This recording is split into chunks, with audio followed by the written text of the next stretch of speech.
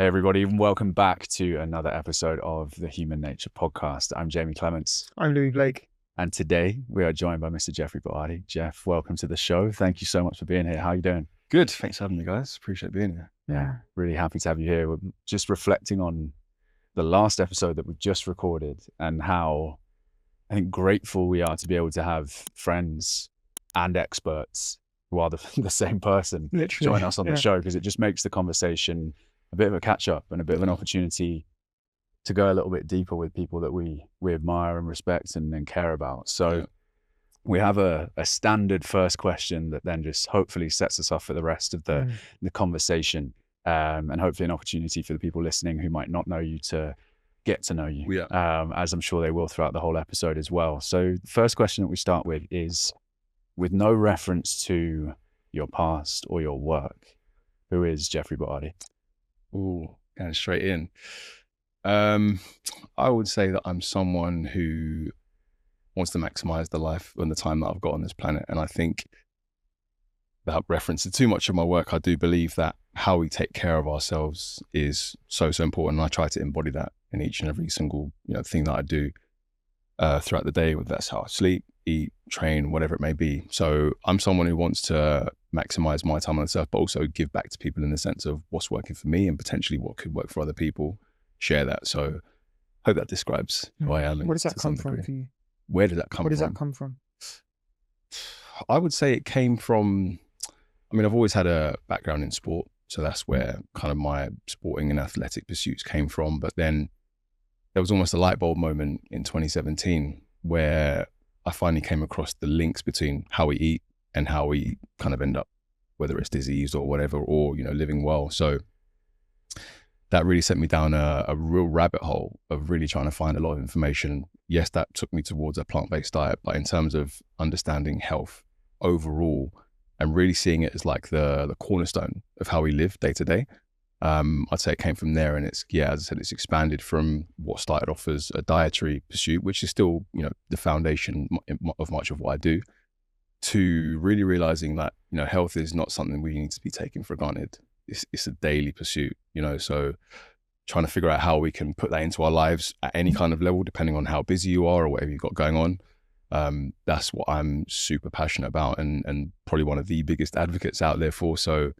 I'd say that's where it came from, and kind of that's where it's kind of grown from there. It's interesting that it's almost a contentious opinion in the time that we live, that you should prioritize your health and well-being. And it can feel like a lot of the time that in making choices which are more aligned with optimal health, let's say organic food, clean food, whole foods, exercise, choosing to engage with challenge, let's say, is not the norm. And so choosing that can leave you feeling ostracized at times. Have you felt like that? Is that something you've come across?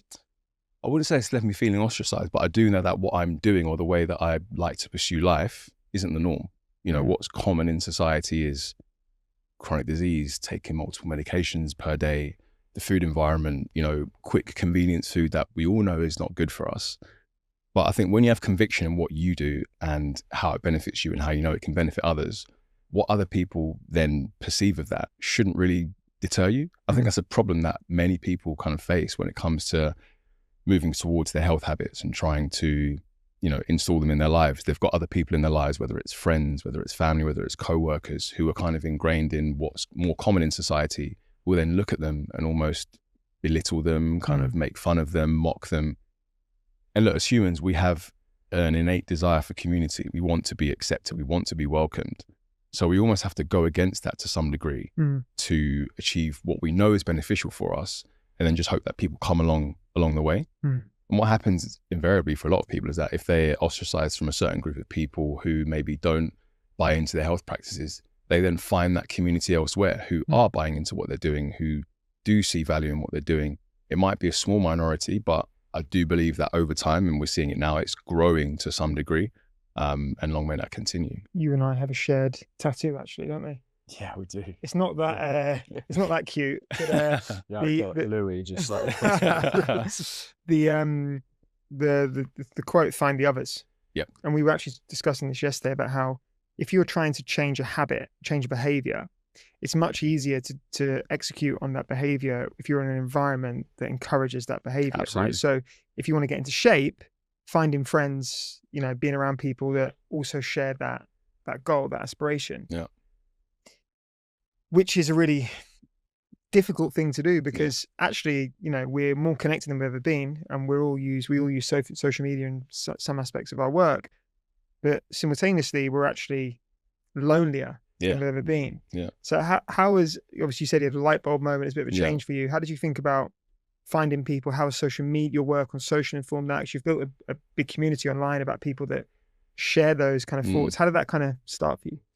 So as I said, started with a plant-based diet in 2017, watched a documentary. And again, I don't believe that people should jump into dietary changes off the back of documentaries. I think more research is needed, but that's what I did. I think I felt really compelled to dive into the research, to look into, okay, if I'm going to go down this road of my diet, how's it going to work for me from a training standpoint, from a health standpoint, a longevity standpoint? And then once I'd got enough kind of evidence as to, okay, this could potentially work, and obviously evidence within my own life from how it was working, better sleep, better recovery, feeling mental clarity was just ridiculous. I then started to share that on social media. And I think I wasn't necessarily looking for people to kind of be like, I need you guys to validate what I'm doing. I was just sharing what I felt really compelled to, and what I felt was really impactful. And look, I mean, we're all here because of our connections through social media. So clearly it's worked. I think when you put out something that you truly believe in, ultimately you will find your people. You will find people that you can connect with. I've connected with so many people in the health and wellness space through social media. And whilst that, again, from like a wider societal perspective, it might still be the exception, I think it's still important to, if you truly believe something, put yourself out there, and you end up finding your people. So yeah, I think that was the starting point.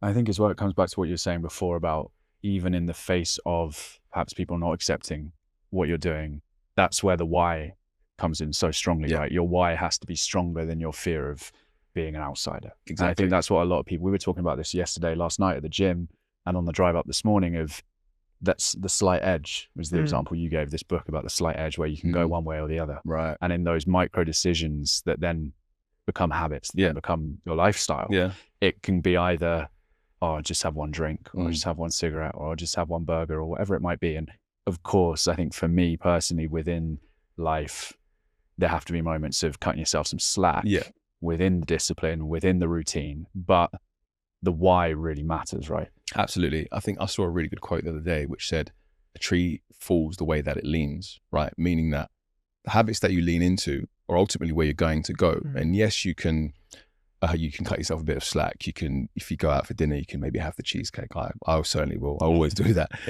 but Monday to Sunday, I know the vast majority, 90% plus of my habits are going to lean towards things that are going to give me potential for longevity, potential for mental clarity, potential for being able to be my healthiest self. So yeah, you always have to understand that, as you say, those little micro decisions, you want to make sure that they're leaning in the overall direction that you want to go in, and not kind of towards where you might not want to go. Love that you said that the quest, let's call it, is towards improved health and wellness, because that affords you the opportunity to live a more meaningful life. Yeah. The diet, the plant-based diet you mentioned, is a vehicle to achieving that. I think what happens a lot of time in the space is that people then see that as the definitive outcome, as the identity, and can get lost in that. And then when new information is presented to them, or their body tells them something else, they're so connected to that as an outcome that they lose track. And we see this in health and wellness all the time. It's you're carnivore, you're a plant-based person, you're a keto, and we can over-identify with the means to achieve the end goal, rather than focusing on what all of us share, which is we're all aspiring to live a more meaningful life through enhanced health and wellness. So what's come up with you from more of a plant-based lens, would you say? Yeah, I think that's a very good point. Very good point what you touched on, because we are seeing that a lot, almost people going to their silos and almost not wanting to communicate with people in other silos for fear of almost like, oh, this is going to revoke my plant-based identity in many ways. But I just feel like, look, if you are truly of the belief that what you're doing works, why wouldn't you want to explore what others are doing that might work for them? You know, I'm not going to switch to a carnivore diet, but that doesn't mean I can't communicate with someone who is adopting that diet and seeing how it works and maybe other areas of their health that they're exploring. And as you say, we actually have more in common than we have different. For sure. You know, we want to focus on whole foods. We want to limit the processed foods. We want to train. We want to, you know, do things that are going to nourish us spiritually. Why focus on just that one label as like the major differentiator between us, you know? Sure. And I think that's just something that I've seen a lot in the plant-based community where, as you say, and I think it also gets tied up in the ethical side of things as well, where obviously the ethical standpoint is a very, very noble pursuit, but then people maybe conflate that with and start to confuse the scientific side of things and maybe say things like, oh, you know, dairy is bad or meat will give you cancer, and these statements that are very like absolute, which isn't entirely true. There's always nuance. So it's more, it's far more nuanced than we appreciate. I mean, Izzy and I were just talking off camera about this reductionist view that we like to take as humans, where we want to be able to fit things into a box that we can easily identify. You are this. Yeah. Then any single behavior that takes you outside of that rule set means that you revoke your membership of said club. Exactly. Right. And that can be really challenging, because then you start to behave from the perspective of maintaining that identity as opposed to what actually resonates with you. I love what you said about the things in common. I think at the moment, you know, where there is such a toxic burden on us from the air that we breathe, the water that we drink, there's a bigger overarching challenge that all of us face beyond recognizing the way that we get there. Yeah. And then within that, from an ethical viewpoint, and something that I go back and forwards on all the time, is the plant-based eater that's eating 2 avocados a day, that's flying food from 30 countries to their plate, are they more sustainable, more ethical than the person that's eating potentially some animal products from within a 5-mile radius of their home? They're far more nuanced conversations than the black and white, this is good, this is bad. Yeah.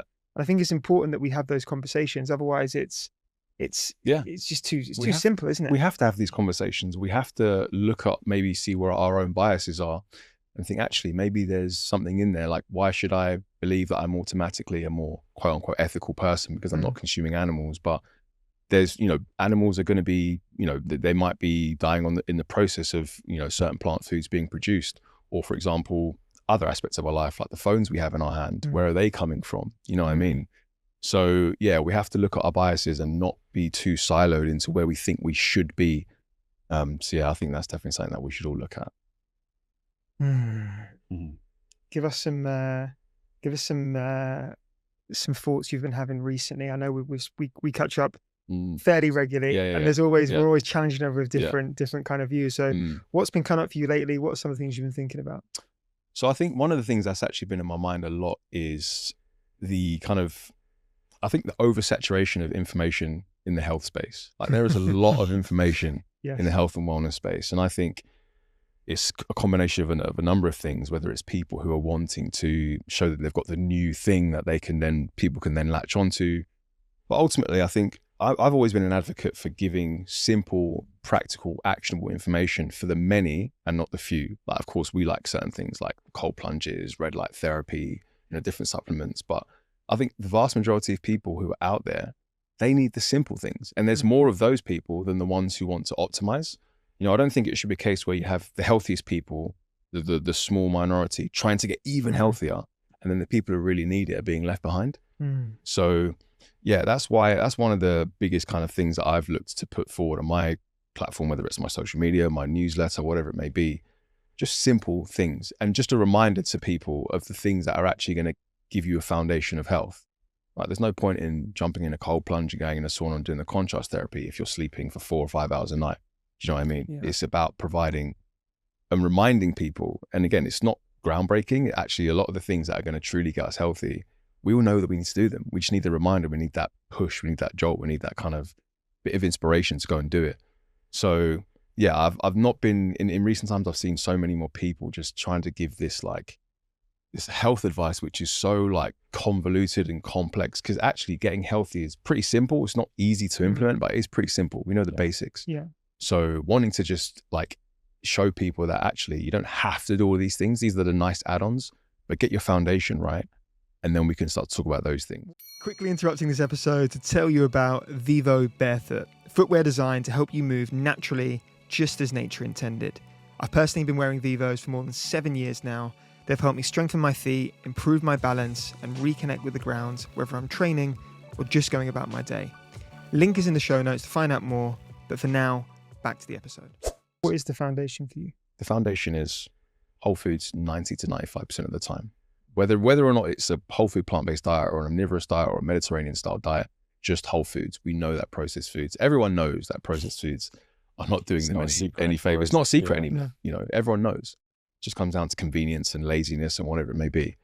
Sleep. I've been someone over the last couple of years who has really like tried to optimize every area of their sleep if possible. Sleep masks, magnesium, L-theanine, all of these different things. But even without those, just going to bed at a good time, 10 o'clock, waking up at a good time, and trying to keep that simple, that kind of simple like sleep-wake cycle on a regular basis. And obviously training, like building muscle. Muscle is a metabolic organ. It can protect you from so many potential illnesses, strengthening the heart through cardiovascular disease. And again, if you're someone who's trying to just get into this, going for a walk, like we see people on social media saying walking isn't exercise. For some people it is, you know, so those are like the three pillars. And then obviously community is the fourth pillar actually, which may even be more important than we actually give credit for. Being in community with people who are like-minded, you can learn from, you can share things with, whether that's being connected with your family, your friends on a regular basis. I thought there was a crazy stat that I saw the other day about, I think it was like 40% of men or something like that weren't able to say that they've got one close friend or something like that. That's insane. That's going to lead to a lot of problems further down the line. So those are the four main pillars. And then once you get those locked in and they become a part of your day, just like brushing your teeth, you just do them without even thinking, then you can start to think about the other things. I think they're somewhat symbiotic as well, because if you're getting to a good routine with your sleep, you then have more energy to go for the walk. Exactly. You're then eating whole foods, you then recover better, and you're better able to go and do those things. The thing that I think people do over-index on treatments and supplements, etc. But I do feel there's a place, given the food system at the moment. There is. And what I would encourage, and what I've benefited from probably the most, is diagnostics. Yes. I know you and I have done an event on this. We did an event on this, right? Where we literally put your bloods up on a screen to prove that you could, you know, that you could optimize your health on a plant-based diet. But diagnostics for me, if you'd have asked me prior to my last blood test, how do you feel? I'd have said great, sleeping great, training great, feel good, everything's good. The bloods came back and I had two markers which were low. And the interpretation showed that actually that marker influenced another marker, which had a knock-on effect. Just by correcting one small thing, I felt immediately better within 2 weeks. And my gut barrier test showed that I had some fungal overgrowth in my gut, which I never have gut issues. And it was actually as a result of the ultra marathon stuff that I was doing. Like a lot of times athletes can suffer from leaky gut. But through those diagnostics, and I'm someone that covers all the bases, through those diagnostics, a couple of £100 to do it. I upgraded my health 10% as someone who already feels really healthy. So I thought, wow, like this is almost this balance, this dance between, yes, practice the things that nature gives you, but then also like it's worth doing the work. And if you are going to spend the money on proper diagnostics, find out what's actually going on, take real data, and then react based on the data. I've always been of the opinion, of the belief that diagnostics and getting blood tests done is like a no-brainer. For whether you're someone who's starting on a health journey, or whether you're someone who, you know, is trying to optimize or just wanting to stay at a baseline level of health, just go and check where you're at. We take our cars in for MOTs every year to check where they're at. Good point. Why don't we do the same for our bodies? You know, I have to think if our bodies were turned inside out and we could see what was going on, we would then take more action to do things, you know. So whether that's, as you say, a single blood test a year, or maybe two, if you want to do a blood test at the start of the year, see how you go for 6 months once you've seen where you need to correct things, and then retest again. Or if you feel like you're in a good place, just get one done once a year. But when you know where you're at, you can, as you say, like apply the necessary changes to move forward with your life. There's a simple saying, test, don't guess as well. A lot of supplementation and people wanting to take things, they're just like throwing darts blindfolded at a dartboard. I heard it on a podcast. So test, see where you're at. You would get empirical data. Even if you think you feel good, you'll get empirical data that might tell you otherwise, and you can't argue with it. It's there. The numbers are there in black and white, and then you can act on that. I think it helps to work against what you're sharing about the just overwhelm and overload of information, right? Because Yeah. people are going, I don't know what to do. It's analysis paralysis. You're going, do I take this supplement, this, too many supplements, too many habits, too many bits of information, and people go, I'll just do none of it. And that's the problem. Is Exactly. I think the data-driven piece is so important. As a reminder that I need to get my bloods done as well. Yeah, so I think I'm gonna get mine done Yeah. next month. Yeah. But from and this is, I think, as a fly on a wall, watching both of you guys in your lives, from a plant-based perspective, I've never followed a plant-based diet. I've always been quite fast and loose with my diet to an extent, certainly in the last few years, moving away from processed, the simple kind of low-hanging fruit of more whole foods. Yeah. One thing, and maybe you're sick of this question and sick of this topic, but one thing that always rings in the back of my mind is the conversation around strength, muscle building, general fitness and wellness. And obviously you're an embodiment of the fact that this can be done regardless of what the bloods say. Yeah. What do you say to that conversation? Like, what are the key things people should know if they're very fixed in the view that I'd never do that because I want to get big and strong? Well, this is something that I said. So I think it was about 3 years before I went on a plant-based diet, I'd known someone who was moving towards that way of eating. And I remember my main thoughts at the time were, I could never do that. How am I going to do that? I'm going to wilt away. Like, I genuinely thought I would just wilt. But it just comes down to knowledge and education and then applying it. I'd never heard before I went plant-based of like tofu, tempeh, and obviously you need lentils and beans and things like that, but you're not even really aware because we've been programmed to believe that the only source of protein comes from animals, which is fair enough. Obviously animal protein is a very good way to build lean muscle, but plant protein is making it's making headway. You know, people are out there building muscle, you know, running ultra marathons like this guy, you know, doing some unbelievable athletic feats. So yeah, the things that you need to think about, your main sources of protein ideally should be tofu, tempeh, seitan, beans and lentils, chickpeas, legume pasta like chickpea pasta, black bean pasta. They'll give you ample amounts of protein. But then ultimately, when you're thinking about building strength and muscle building, the main stimulus is going to be lifting weights, pushing yourself, you know. I don't think anyone's sitting there just consuming animal protein, not doing anything and just packing on loads of muscle. You know, the stimulus has to be there for them to do that. And then obviously animal protein comes in as a key recovery tool, but same thing works with plants. And obviously diversifying your plant protein source is important to make sure that you get your full spectrum of essential amino acids. And yeah, I like to see myself as an embodiment of that. I think if I'm going to be preaching that you can do this, I want people to look at me and be like, okay, it's clearly working for him. He's not just saying it, you know what I mean? I think when I went plant-based, I was around 82, 83 kg. I'm around sort of 95, 96 now. So it's clearly worked for me and I want to continue to just show that. Are there any things, because what comes to mind through people I know who have maybe been vegan for 2-3 years and actually had, let's say, an adverse reaction to that diet for them? Yeah. One thing that I think we'll probably all agree on is that so much of the wellness piece, whether it's driven by data or otherwise, ultimately is very individual, how you respond to things. Are there any clear and obvious, I guess, things that would mean someone wouldn't respond well to a plant-based diet? I mean, I think digestion, perhaps if your digestion's on point, because obviously you're getting a lot of fiber along with these plant protein sources. So if someone's digestion isn't that optimal, then maybe they might be better off having some lean meats and wild caught salmon, whatever it may be in their diet. I often see this a lot, and it goes back to the social media, the siloed camps. When someone comes out and says, you know, I was doing a plant-based diet, try to do everything right, plant protein, B12, make sure everything was on point, didn't quite work for me, and I'm going to go back to eating some lean meats alongside, you know, a lot of plants. You'll always get people who will say things to like, oh, you didn't do it properly, you didn't do this, you didn't do that. How can you say that? As you said, I think health is a very individualized piece. I do think that for many people, a whole food plant-based diet done in a well-planned and meticulous way will bring great results for training, longevity, health, well-being. That doesn't mean that it's not going to work. It's going to work for everyone. There might be some people who it just doesn't sit right with. So you can never turn around to that person and go, didn't work for you, you didn't do it right, you should have done this, should have done that. Because again, you're projecting your personal experience on someone else when as you say, I think health is an individualized pursuit. We're the same, but we're also very different. Yeah. Right. This came to light for me through I did a DNA methylation test, and Gary Brecker talks a lot about this. Right. I did a fairly comprehensive test, and one of the things it showed for me was I don't actually methylate plant protein very well. Mm.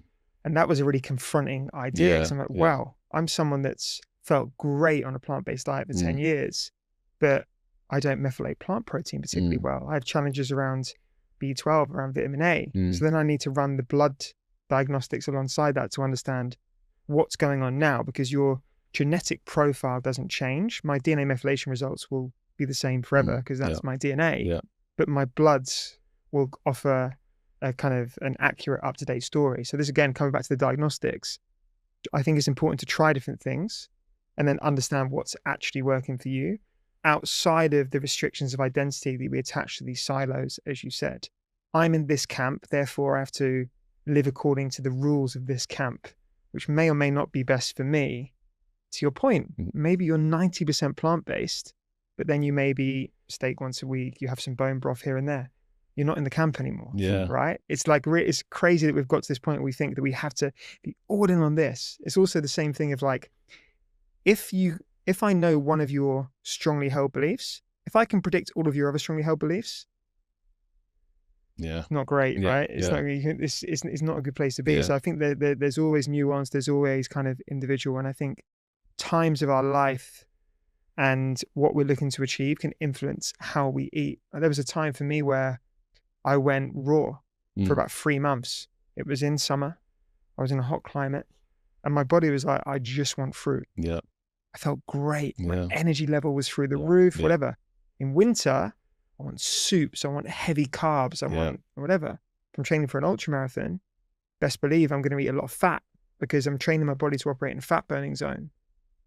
If I'm training for strength, maybe I'm going to look for more protein to aid recovery. So I think it's very like based on your objectives at that time, the stage of your life you're in, and the feedback that you can take from your diagnostics ultimately. Definitely. What you mentioned there about people fearing being ostracized from the camp, like it's so prevalent, you know, because even if I imagine that there's many people out there who almost like hanging on to the plant-based diet. It might not be working as well as maybe a 95% plant-based diet with some wild-caught salmon, but because they're so kind of deeply ingrained in the camp and they've kind of been validated in that process, they don't want to let go of that. And again, it goes back to what I mentioned about humans being inherently, you know, wanting to be in community. Once you find a community, you don't really want to let that go. So I get it. But as you say, you've got to see what works for you from a health standpoint, do diagnostics, see how you feel, make changes, make tweaks. And look, the plant-based diet, I've been doing this for 7.5 years. I don't see any point, any time, you know, soon that changing. But I'm going to keep doing diagnostics every year. I'm going to keep trying to optimize it and see where it goes, you know? What are the objectives for you at the moment? You said that your aspiration was to optimize your health, to live, you know, to live a meaningful life day to day. Are there any goals or any aspirations? You used to play, I mean, we spoke about this, football, you used to play a high level of football. He's not bad at tennis, actually. I've not played against him, but he's not bad at tennis. He's a tennis player. What are you thinking about at the moment in respect of goals? I mean, you see a lot of these things where, you know, these physical pursuits with high rocks and all these things that people are looking to do. And I think they're all great. But I think my main focus over time is just to be as optimal as I can be for life. I think the stresses of life in many ways are going to be more prevalent than the kind of that stress of high rocks or whatever it may be. And it's fascinating seeing people, you know, achieve these unbelievable physical feats. But I don't think they've ever really kind of given me that like itch, or I need to do one of those things. I need to set that goal. I want to just be healthy every single day. You know, I think looking to build a family, you want to be present. You want to be someone who can, you know, carry the burden of being a family man and being a husband on my shoulders. And I think health is such an integral part of that. So yeah, I think it's just being healthy for life. And then obviously still wanting to be able to play tennis and play football and be kind of agile and athletic. And yeah, I want to be in my 50s, 60s and 70s, still feeling like I'm in my 30s and 40s. I think that's almost maybe like the larger aim. And if some other smaller goals pop up in between, then we'll see. You've got a pretty engaged community online. And I'd say that I use the word community because I feel in your case, there's a dialogue there. A lot of people have an audience and not a community. I feel like you really have a community. What are the common things that you hear from that community? What are the common problems or challenges that they face?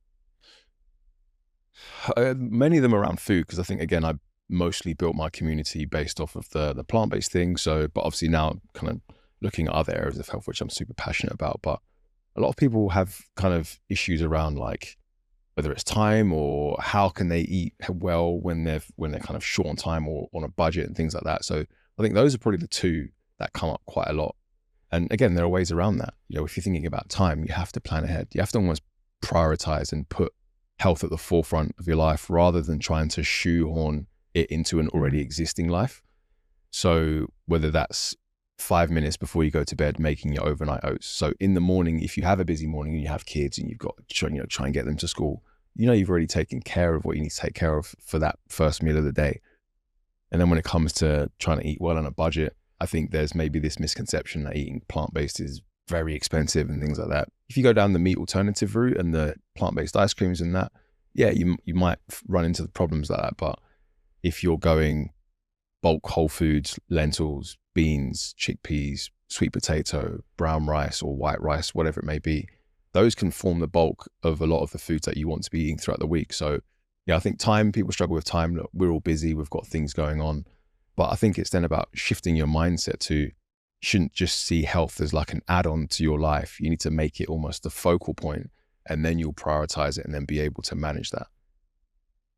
It's a self-fulfilling prophecy as well, because when you feel better, you do better. Simple as that. You feel better, you show up in your relationships better, you show up in work better. Yeah. I think one of the things I was thinking about earlier when we were talking about identity and also talking about just the why and the power of that why. I know for me, I try and live each and every day from that place of integrity, alignment with my why, alignment with who I want to be and how I want to show up in the world and behind closed doors. I'd be lying if I said that I didn't sometimes go, just today, I won't. Or I'd do something that feels maybe slightly out of that alignment. For people at home, I think it's challenging looking online, seeing people showing up in a certain way, seemingly day in, day out, right? Because that's how we present online, because it's what happens, right? And we will share our highs and our lows, but even the lows are slightly curated and it's kind of still through a lens. Yeah. For people listening at home who might see that and listen to this conversation and be like, I'm just not that guy. I'm just not that person. I don't know where I'd start. I don't know what to do. How do you guys, I think one for all of us to reflect on, but you guys, what advice would you give to people thinking that maybe they're just not that kind of person? Like, how do you shift? Maybe we were talking about identity-based habits and shifts yesterday. How do you create that shift? Have you always been that kind of person? Or has it been something that you've practiced and developed and evolved over time? I think it takes practice. I think it's about having evidence of those habits that can actually help you to think, oh, maybe I am this person. So if you make a commitment to yourself, for example, to go to sleep every night at 10 o'clock and wake up at 6:30, you keep doing that over a period of time. And all that's going to be in the way is not that you're not that person. It's going to be Netflix. It's going to be all these other obstacles that people may have. But if you show up and do that, you then look back over like 2, 3, 4 weeks, whatever it may be, and then it's months after, and then you're like, oh, maybe I am someone who prioritizes their sleep, because you've got the evidence there to back it up. So I think it's always about making a single shift, whether it's like you make one change to your breakfast, or you decide to sleep early, you decide to do one thing. When you try and do everything all at once, then you'll realize, actually, I'm not that person, because you're not wired to do everything all at once. You don't have the foundation or the base on all the evidence to be able to do that. Make one change, and then you can be like, oh, actually, maybe I am someone who prioritizes their sleep. Why? Because I've done it for 4 weeks. And then you can continue and then add another one into the mix, and then you can see it that way. So yeah, it's not just like, I think I've always had a sporting background, so maybe it was easier for me to dive into nutrition changes and health changes than someone who maybe hasn't dealt with sport or health or whatever at all in their life. So I can definitely appreciate that. But I think it does still come down to those habits, because they help to shift how you perceive yourself as a person, for sure. I think self-talk's really important as well, in organizing the way that you speak to yourself to empower you to do the things you want to do. And again, you do that through building evidence. You do that through starting small. You do that through connecting with how you feel and who you ultimately want to become, right? And in order for other people to believe it and to reinforce it, you have to believe it first and foremost. yourself. And you see this very often when people start a new sport, right? It's not just self-talk in your mind, it's how you speak about yourself to other people. There's a very British thing of bringing ourselves down a level where you might go to play tennis, you'd be like, oh, I'm terrible, but let's have a game. Yeah. But you just reinforce the negative narrative, which you will then repeat, right? So it's replacing those external and internal word choices with things that are more empowering to give yourself a chance. A really useful lens that I use on this is, how would I speak to my best friend right now? And you realize that actually the way you speak to yourself, most of the time, you wouldn't speak to your best friend like that. No. You wouldn't. So and again, we're a lot harder on ourselves than we are on other people. So I would say that. I would also say that, again, reminding yourself that what you see on Instagram is the polished final version.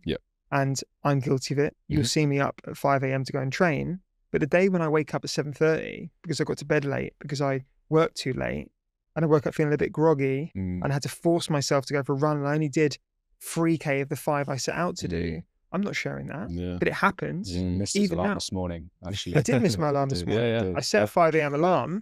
It went off. I then woke up and eventually got out of bed at 6. Now, again, like, whoa, big deal. You're out at 6 a.m. Like, not bad. But my intention was to wake up at 5. Exactly, I committed to getting up at 5 and I woke up at 6. So there's also an element of like, listen to your body. You spoke about sleep.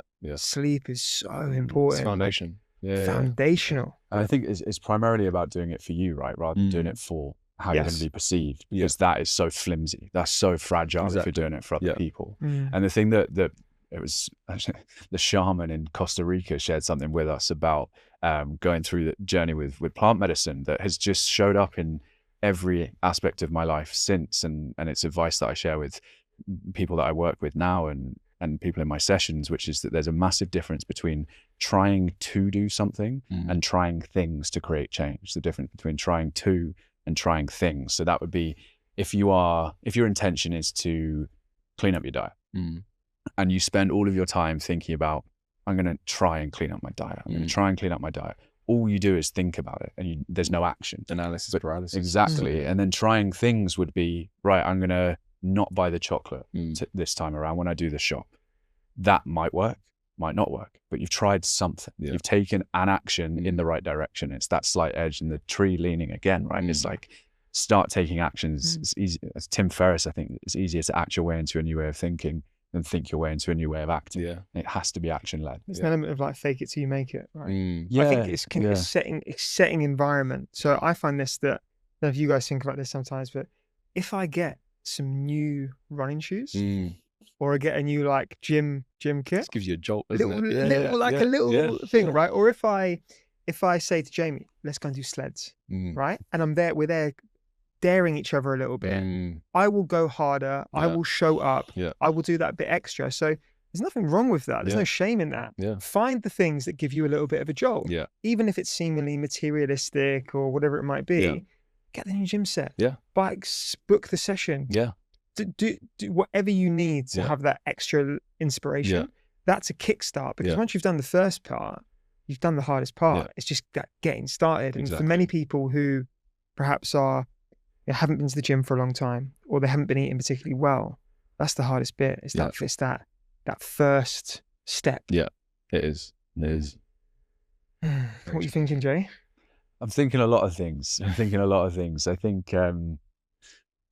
there's stuff for me around that awareness piece, which I think you alluded to there of, there's so much information out there. And I sometimes get on my soapbox about people are too aware and they're doing nothing with it. And it's analysis paralysis. We understand ourselves, but we're stuck. And how do we integrate that? How do we implement that? How do we take action? But I do think, to bring a bit of balance to that conversation, the awareness has to be there first in this example, right? It's like, know what makes you tick.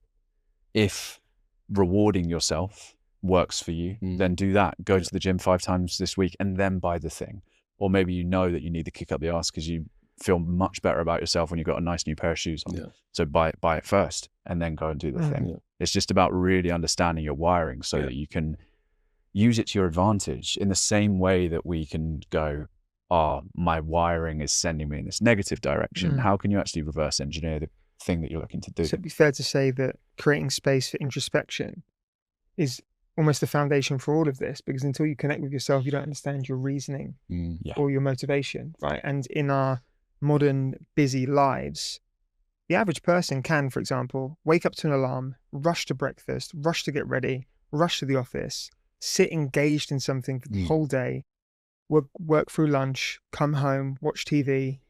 There's not a moment of conscious thought. Yeah. And actually the first step might be just creating space for conscious thought and connecting with, how do I want to feel? Yeah. What behavior can I implement that will be a step towards that? Just that moment of reflection before we start thinking about, how am I going to do this? How am I going to do that?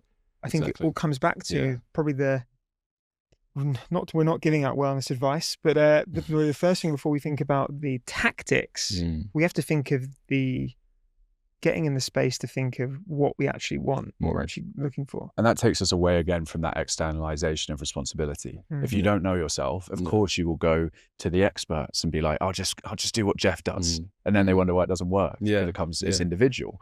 And I think the other thing, as well as that awareness and that understanding of self, is something we've talked a lot about on this podcast so far in guest conversations, which is state and energy state. And actually sometimes you just need to, again, take an action, breathe, cold plunge, heat, food, whatever it might be, some kind of action to prompt a shift in your state. Because from that state, then you can go and do the thing. And so I think people try and, I said to you yesterday during the day, I was like, I feel like shit today.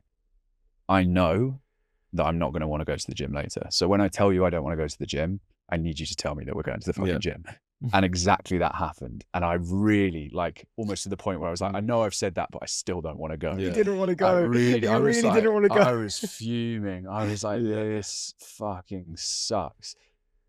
And afterwards I was buzzing. I felt so good. And I was like, you mug. You knew that would happen and you still force it. And it's so, just sometimes you've got to take the action, because the mind it's a tricky place to live. There's a couple of things. So Rich Roll's got the saying where he talks about how mood follows action. Yeah. Right. We always think that we can be in the frame of mind to train. We're not always going to be in that frame of mind to train. We're not always going to want to be in that frame of mind to eat that nutritious breakfast or whatever it may be. But doing it, you'll never then be like, you know what, I shouldn't have done that. It's impossible. There's not a single person on the planet who's not wanted to train, then trained, and still felt like they shouldn't have trained. They always feel after, that was amazing. I know there's a guy, I think I met him when we went to play football in Dorking that time, Sam. When the game got called off. Yeah, Sam Caps. Yeah. So he, obviously he's big into the cold plunges. He has a saying that I started using when I would do it as well. He said, we don't want to do it, but that's exactly why we do it.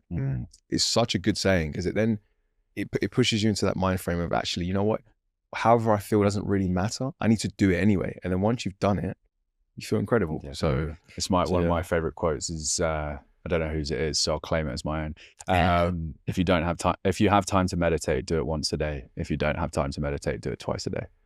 It's just this idea of it's the moments where you really feel like you just can't be asked, and you don't have the time, and you just don't have the capacity. That's the time you got to do it. That's the time where you have to make space for the thing, whatever the thing is. If you were going to start with one thing, let's say that you are at this moment not in a good mindset. Yeah. You're not in a good state of physical health. If you were going to start with just one habit, what would you start with? I'd probably say trying to get out for a walk. And it seems very, very elementary. It seems very basic, but getting outside and going for a walk for about 30, 45 minutes, if you can. Look, I know people's circumstances, whether you're in the office or whatever it may be, but there's always time somehow that you can do that. So just getting out and moving, just moving the body, because so many people literally just stay sedentary all day, right? So if you're able to do that, then you can start to ramp it up a little bit. If it's, you want to go to the gym and do it on the treadmill with a bit of incline, or you want to then start doing some kind of body weight exercises, then you can add that in. So I'd say either that or just improving your sleep, going to bed at a good time. So many people I always think it's strange that people go to bed on the same day that they wake up, meaning that you're going to bed past midnight, but then waking up on the same day. You're never going to have a good night of sleep that way. Your circadian rhythm is going to be off. Respecting your sleep cycle is so important. Going to sleep at 10, 10:30, waking up at 6:30, 7, whatever it may be, getting used to that. And once people then start to notice the difference in how those things make them feel after a consistent period of time, it's impossible to not think that, okay, this is going to be beneficial for me. Whether or not you stay on the bandwagon is another story, but you at least know that these things work. And then it's just about your consistency and how you actually manage that going forward, and whether you can put that into your daily life. I think, again, there's a reason that there's a shortage of this discussion online, is because it's not sensationalist enough to get the views. Exactly. And you can't sell it. That's you can't sell it, but it's literally what it comes down to before you think about anything else. Foundational. I personally, when I get real cynical about social media, I feel like it has ruined, or it's made being well very challenging. Yes. It's overcomplicated it. There's too much information, and it's all productized and packaged up in a way that, in order to sell something, you've got to make it sound at least a little bit fancy. You have to. And that makes it, maybe it's scary, maybe it is confronting, maybe it's just too expensive. And the accessibility piece, I think, is so key. And I sometimes catch myself going, I caveat what I'm sharing with people as tips or advice. I go, maybe that's a bit too simple. But actually, if you do sit still one time a day for 10 minutes and slow your breathing down, you will feel a load better after a week or two. And so actually, that's the best stuff. And it is that low-hanging fruit, I think, that I hope people just come back to. I always talk about subtraction rather than addition. Yeah. I think we're so inclined to just add more, and we get told to add more and more and more and more and more. Yeah. And I find the nature of this podcast highly ironic, because what we're trying to do is work against that whilst also contributing by adding another podcast into it. And so I find it really ironic.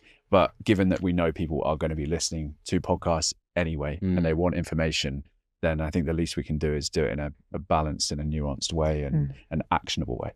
I think, look, if you've got someone who's, as you say, that person who just wants to make change, hasn't eaten a nutritious diet ever really, physically they're defunct, not really moved.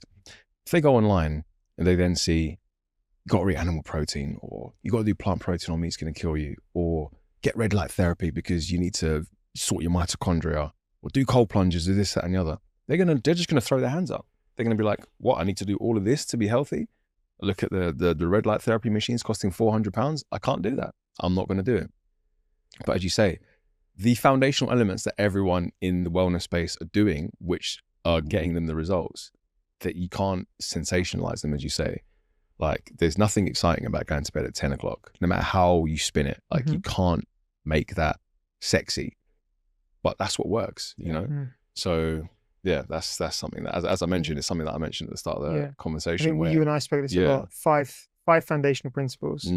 Bed before 10, up by 6, 8 hours sleep, stress management, breath work, meditation, down-regulating nervous system, managing your level of stress, whole foods in their natural state, lifting and or elevating your heart rate, preferably both, proper hydration, and if you're going to add a bonus one, sunlight first thing in the morning, right? Like, as long as if you're ticking all of those, there's not much else you need to do. Right? You're going to be pretty healthy. You're going to be pretty healthy. And you can add those little 1%ers on the end to, whether it's the sauna. Well, there's benefits for the sauna, we know, for cardiovascular health. But if you do those 5 foundational things and you never sit in a sauna again for the rest of your life, I don't think you're going to be unhealthy. Those 5 foundational principles are going to get you right. So focus on them. And if you want to add those things in after, you can do that. Yeah. And I think to your earlier point back at the beginning of the chat, bind those all together with community. Yes. And you're going to be lethal. 100%. And I think that's sometimes maybe what we take for granted is that actually, if you look at a cross section of all of the people we know in this space and the people we admire who might not even be in this space, we're ticking those boxes 9 times out of 10. And I think that's the key, is just basics over biohacks, hit the consistent stuff, led by data. If you have the access to that can be a really helpful way just to steer what you're doing. But data is not going to help with those fundamentals. It's just hit the fundamentals and you'll be sweet. 100%. Yeah, you actually summarized that beautifully, to be honest. I think we did it. That felt like the cleanest wrap to an episode. So nailed it. they were all closed there. And Tom's smiling as well. We've ruined it by breaking the fourth wall and fucking telling people. But we hope you enjoyed that, guys. Thank you so much, Jeff, for joining us. It's been Thanks, insightful and accessible, which we knew it would be, which is why we wanted to have you here. So thank you, everybody, for tuning in. Thank you, Lou. Thank you, And mate. we'll see you next time. Lovely. Yes. That's Well done, mate. Good.